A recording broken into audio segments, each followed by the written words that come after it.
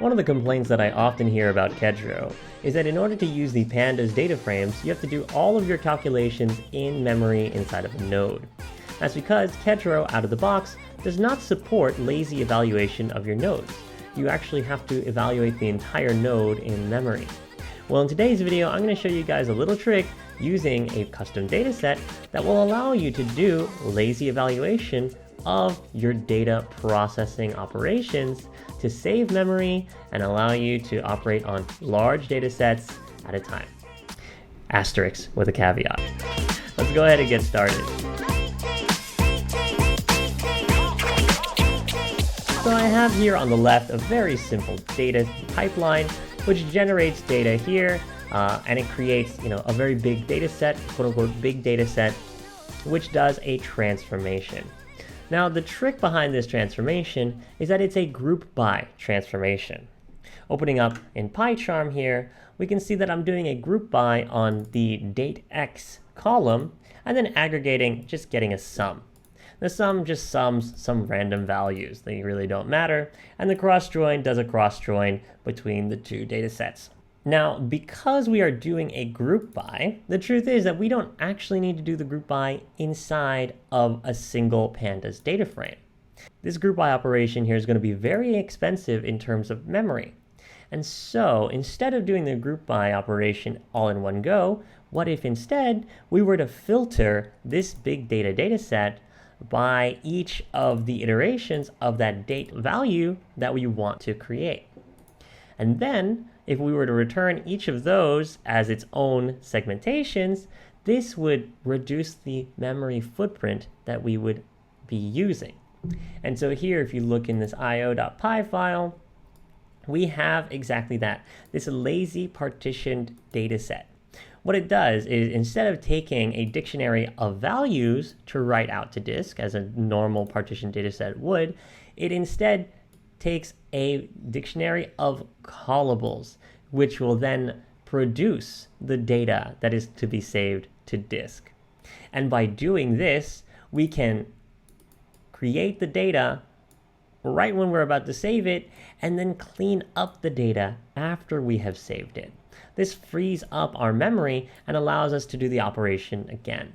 And so this way, we're no longer limited by this entire size of the data frame, but rather we are limited by the group by size itself. Of course, you can then potentially abstract that or decompose that group by into smaller group bys. That's not something that we're going to be doing today, but at the very least, I'm going to be showing you how we can generate the callables for this lazy partition data set.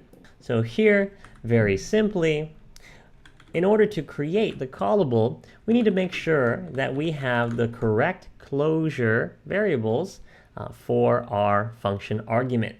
In order to ensure that, I'm going to be creating a generation function that allows us to pass in the target date into the creation function.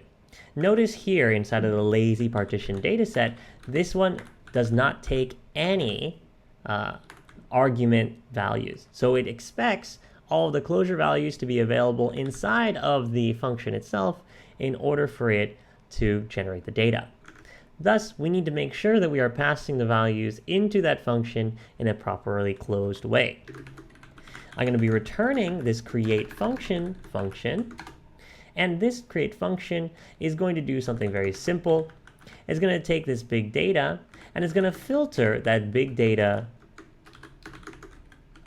frame by that target date. Once it does this, then it's going to do the group by onto that particular date and then aggregate the sum, reset the index to return its value.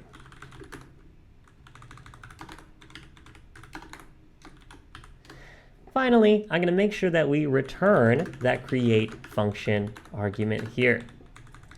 And now, instead of returning that entire data frame, we're going to return a dictionary that takes the target date and passes back a generated create function that also is the target date.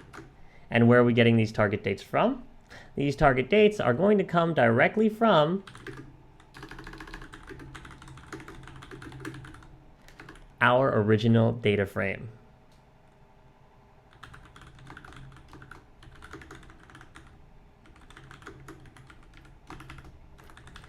And there you have it. We're going to be returning each of these dictionary entries that creates a function that will generate the data that we wish to save.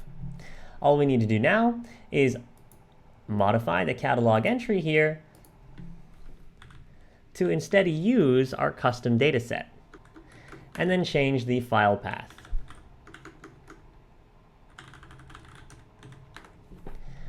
And now, running this pipeline, we have our operation properly saved. Looking into our raw data, we have our brand new folder, transform partitioned, with every single one of those partitions coming through with our data properly partitioned. Now, of course, the original transform CSV was not a very big CSV, so you don't necessarily need to apply this operation on this dataset in particular, but you may at home have one of those datasets that you just can't quite fit into memory, and so this technique will definitely help you with your calculation. The I/O code for this video is going to be available at catcher.community, so make sure you come on by and pick it up from there. And as always, if you enjoy this content, make sure that you button that like, sub that subscribe, and ring that ding if you want to know when we are pipelining. And I'll see you guys in the next one. Take care. Bye-bye.